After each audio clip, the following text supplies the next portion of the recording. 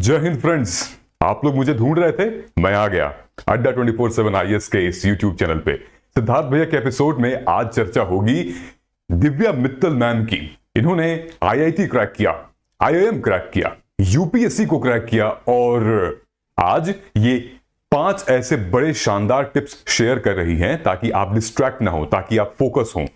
आज इस वीडियो में मैं इनके नोट्स के बारे में भी डिस्कस करूंगा, इनकी पूरी जर्नी के बारे में बात करूंगा कि कितने अटेम्प्ट में इन्होंने आईएएस निकाला, इनके नोट्स भी शेयर करूंगा।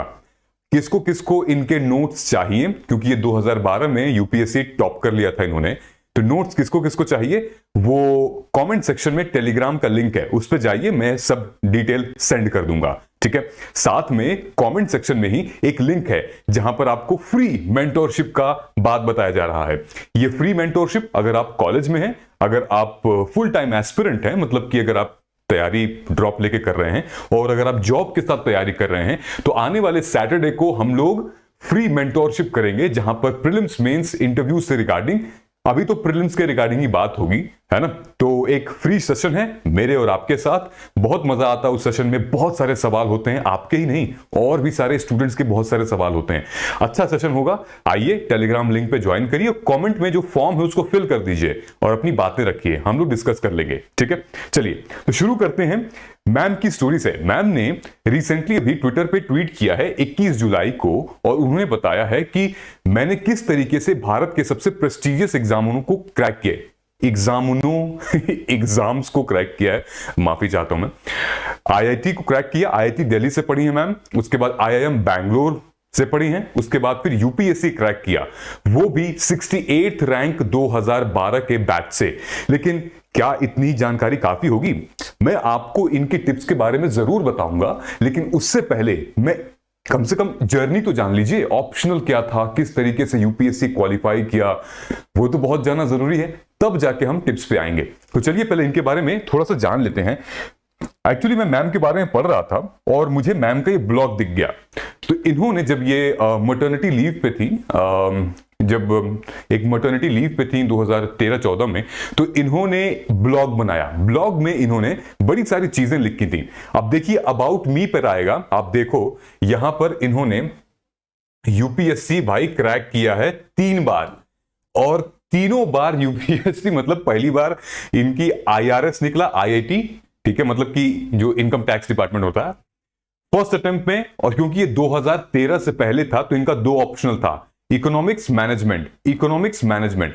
इससे पहले इन्होंने यूपीएससी 2010 में निकाला 332 रैंक के साथ, फिर 2011 में निकाला 134 रैंक के साथ, फिर उसके बाद रैंक 68 आईएएस निकाला। क्या जर्नी है, शानदार जर्नी है यार।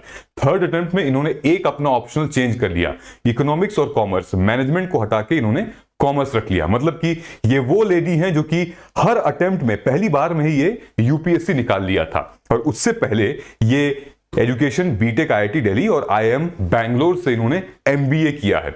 इनका कहना है कि मुझे रविंद्रनाथ टैगोर की मोटिवेशन लाइन बड़ी अच्छी लगती थी कि जहां नॉलेज है वहीं पे फ्री फ्लो में हेवन है, वही जो है लोगों को सर्व करने का जरिया है।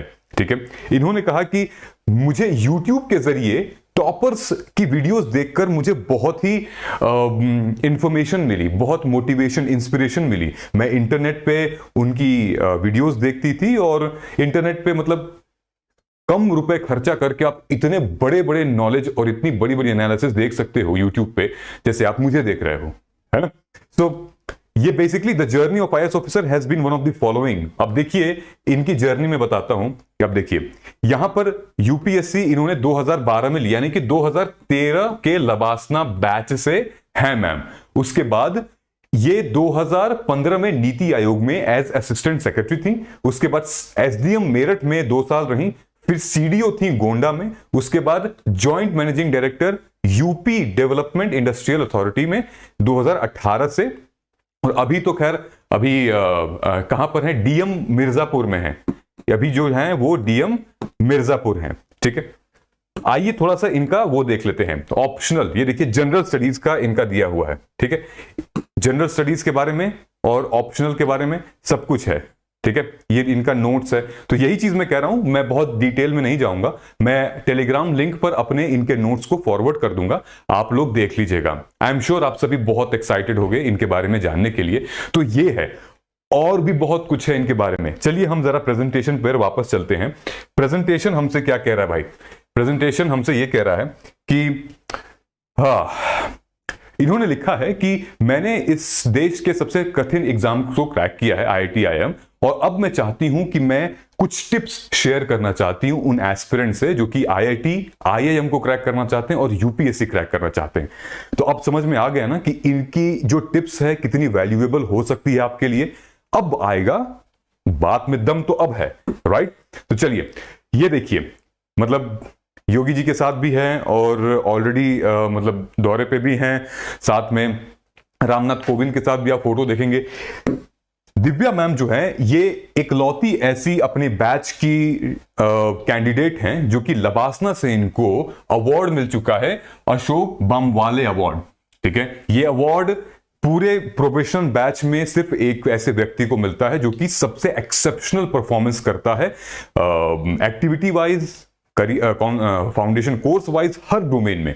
तो ये यूनिक तो है, मतलब इनकी जो छवि, इनकी पर्सनालिटी यूनिक तो है, वो नो डाउट। अच्छा, उसके बाद क्या हुआ कि ठीक है, ये आउटस्टैंडिंग परफॉर्मेंस तो इनको मिला ही 2 साल के अंदर, लेकिन सिविल सर्विसेज के एग्जाम को ज्वाइन करने से पहले जब इन्होंने IIM क्लियर कर लिया था तो इनकी जॉब लंदन में लग गई थी।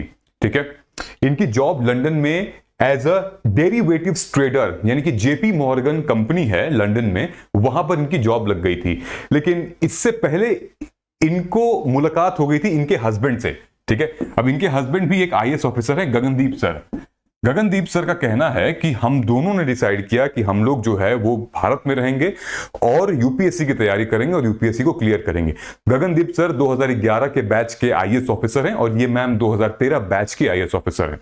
ठीक है, अब चलिए जरा टिप्स के बारे में हम बात कर लेते हैं। मैम का पहला टिप है कि भाई, अच्छा ये तो आपको पता ही चल गया 68 रैंक है।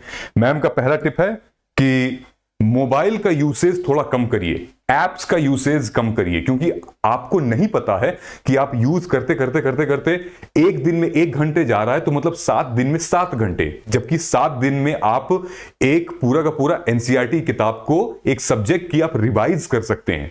तो ये छोटे छोटे जो अमाउंट है वो बहुत इंपॉर्टेंट होते हैं। इनका कहना है कि कोई ब्लैकआउट नाम का एक ऐप आता है, वो आपके फोन के फीचर्स को, मतलब आपके इंटरनेट को ब्लॉक कर देता है कुछ पीरियड ऑफ टाइम के लिए, ताकि आप मजबूरन आप कुछ कर ना पाए उसमें, और आधे घंटे, 2 घंटे, 3 घंटे बाद फिर वो इंटरनेट चलेगा। तो ये कॉन्शियसली हमें सोचना पड़ेगा कि हम मोबाइल का यूसेज थोड़ा सा कम करें। हम बस तभी करें, कोई स्पेसिफिक वीडियो देखनी है, किसी स्पेसिफिक टीचर को फॉलो करना है, या सिद्धार्थ भैया को आपको फॉलो करना है, हम सिर्फ सिद्धार्थ भैया की वीडियो देखेंगे, उन्हीं की बात मानेंगे, और किसी की वीडियो हम नहीं देखेंगे, है कि नहीं? और दूसरी टिप क्या कहती है? दूसरे टिप में इनका कहना है कि ये एम्फेसिस कर रही हैं मॉर्निंग की स्टडी में, क्योंकि ये साइकोलॉजिकल और साइंटिफिक रीजन भी देना चाहती हैं कि मॉर्निंग के टाइम पे सब शांति होती है, हमारा ब्रेन एकदम सो के तुरंत उठता है और फ्रेश रहता है। वो 2-3 घंटे अगर हम यूटिलाइज कर लें कुछ इंपॉर्टेंट और कुछ रियली रियली इंटरेस्टिंग पढ़ने में, तो काफी अच्छा रहता है, स्टोर हो जाता है हमारे दिमाग में। ठीक है, that once you get up from the bed, switch off the alarm. और कहना है इनका कि आप अलार्म जो है थोड़ा सा दूर रखिए, ताकि अपने बेड के बगल में आप अलार्म रखेंगे तो ऐसे सो के ना, मतलब ऐसे सोंगे, ऐसे बंद कर देंगे, आप लोगों में से होता ही है। लेकिन जब बेड के थोड़ा सा दूर रखेंगे तो थोड़ा चल वल के जाना पड़ेगा। लेकिन कई लोग इतने महावीर होते हैं कि बंद करके आएंगे, भले 1 किलोमीटर अलार्म लगा है, वापस आके बेड पे सो जाएंगे, है ना? महावीर बहुत लोग हैं यहाँ पे, तो इसको ना करें।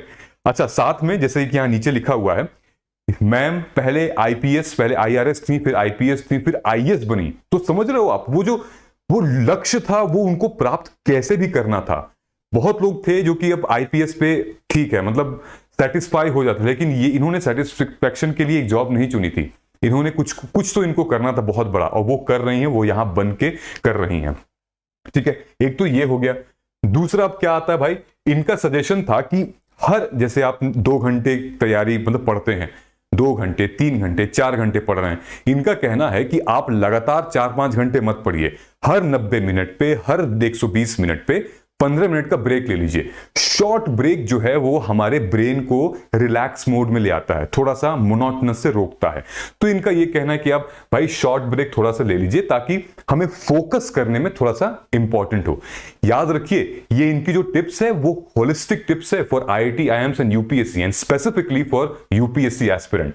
इंक्रीज योर फोकस रेकमेंडिंग ये कर रही है त्राटक मेडिटेशन, जहां पर ऐसे होता है ना, ये त्राटक मेडिटेशन मतलब एक स्टेयर को, ये पेन देख रहे हैं, पेन के एकदम पॉइंट पे देख रहे हैं, इसको देखते देखते देखते देखते इसको और करीब लेकर आ रहे हैं ऐसे, ठीक है। तो इससे फोकस डेवलप होता है, ठीक है, इनका यही कहना है।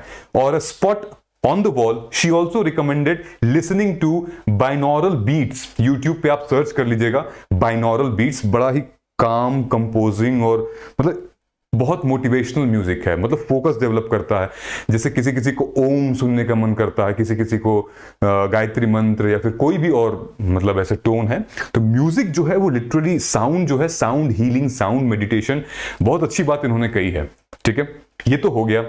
और अब आगे क्या कहना है, अच्छा ये क्या दिया है इनका कि भाई हाँ, यहां पे लिखा हुआ है मैंने कि इनके हस्बैंड जो है वो 2011 गगनदीप सर क्वालिफाई, ये देखिए रामनाथ कोविंद के साथ तस्वीर है इनकी, ठीक है। अच्छा उसके बाद इनका क्या टिप्स है कि highlighting the importance of sound health, जिसके बारे में हमने अभी डिस्कस किया है। और इन्होंने सजेस्ट किया है कि एक्सरसाइज आउटडोर करिए और खाना बैलेंस के हिसाब से खाइए। आउटडोर मतलब कि थोड़ा नेचर के करीब आप जाइए, 15-20 मिनट की आप वॉक लीजिए, ब्रिस्क वॉक लीजिए, थोड़ा टहलिए, थोड़े सनलाइट में जाइए, है ना। ये टाइम टेबल का और अपने स्केड्यूल का हिस्सा रखिए। और साथ में ईट अ बैलेंस डाइट, कुछ भी अंडसंड मत खाइए, क्योंकि आप एक बार तबीयत खराब होगी ना, तो एक यूपीएससी एस्पिरेंट तबीयत खराब होना बिल्कुल नहीं अफोर्ड कर सकता, स्पेसिफिकली जब एग्जाम के 6 महीने पहले हो। 3 दिन 4 दिन 5 दिन तक मतलब हालत खराब हो जाए उसकी, तो बहुत है ना। तो आप पार्क में जाइए, 10-15 मिनट का वॉक लीजिए, काम खत्म, है ना। तो ये बहुत बढ़िया बढ़िया टिप इन्होंने शेयर किया है। अगर आप यहां तक बने हुए हैं तो इसको स्कैन कर लीजिए। ये अड्डा 24/7 IAS का हमारा इंस्टाग्राम पेज है, ठीक है, और अच्छी जानकारियां आपको वहां मिलेगी इंस्टाग्राम पेज पे, ठीक। साइमल्टेनियसली जो मैंने आपसे कहा था कि आप प्लीज कमेंट सेक्शन में एक जो फॉर्म है उस फॉर्म को आप जरूर फिल कर दें, ताकि आप 1-to-1 मेंटरशिप सेशन के लिए आप एनरोल कर सकेंगे। डिटेल आप मेंशन कर दीजिएगा। उम्मीद करता हूं ये सेशन काफी मतलब मजेदार होगा। तो जब एनरोल करोगे आप तो बता दीजिएगा कि भाई सिद्धार्थ भैया का वीडियो देखा, जानदार वीडियो लगा और मजा आ गया था। हमें तो भाई सिद्धार्थ भैया का कोड यूज करना है, जय हिंद या यूपीएससी CSC, उनके कोड से उनके साथ पढ़ना है और तो नहीं। मिलते हैं अगले वीडियो में। जय हिंद, थैंक यू।